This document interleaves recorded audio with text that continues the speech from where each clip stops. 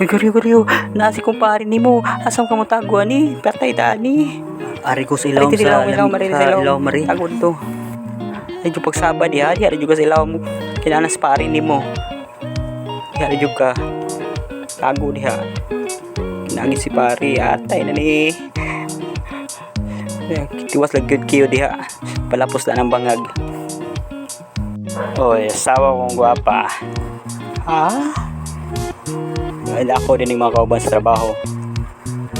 Good evening, ma'am. Dire manguto si paring Goryo gani ha. Naghatod og laming sudan, pero ako masad na hurot.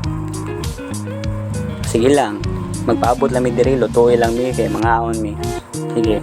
Sige, lutuan ta mo ron taod-taod. Relax ako.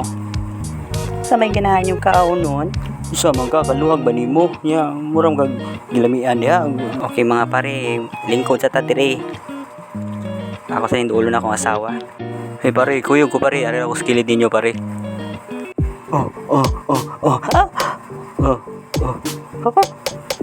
Sweldo din ako karon ug mao ni akong sweldo.